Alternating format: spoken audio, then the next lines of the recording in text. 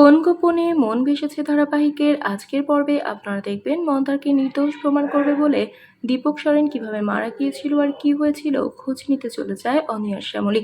এদিকে দুজনে পিছু নিয়েছে অহনা আর অরুণাভ কোনোভাবেই মন্দারকে নির্দোষ প্রমাণ করতে দেবে না বলে, আর অনেকে শেষ করে দিয়ে জোড়াবার এসব সম্পত্তি নিজে একা ভোগ করবে বলে। কিন্তু অনি আর শ্যামলী যে শিলিগুড়ি কোথায় আছে সেটা এখনো খুঁজে বের করতে পারেনি।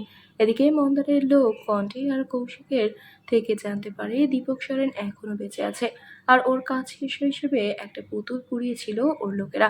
এটা শুনে শ্যামলী বলে, আজ তাহলে আগে আমাদের দীপক সরেনকে হাতে নাতে ধরতে হবে। এদিকে সবাই দীপকের লোকদের উপর নজর রাখতে শুরু করে দেয়, আর অনিল শ্যামলী যে দীপককে খুঁজতে এখানে এসে সেটা দীপকের চেলা বলে দেয়। দীপক বলে ওদের উপর নজর রাখতে। এদিকে শ্যামলী বুঝতে পারে কিছুদিন ধরে ওই লোকটা আমাদের উপর নজর রাখছে। দীপকের লোককে ধরে মেরে সবটা বের করে নিয়ে সবাই মিলে দীপকের আস্তানায় চলে যায়, আর গিয়ে দেখে দীপক পালিয়ে যাচ্ছে। অনি গিয়ে ধরে ফেলে, আর শ্যামলী তখন বলে, তুই বেঁচে থেকেও তোর মারা দায়ে আমার একজন আসামি হয়ে পালিয়ে বেড়াচ্ছে, চলে যা এখনই কলকাতায়।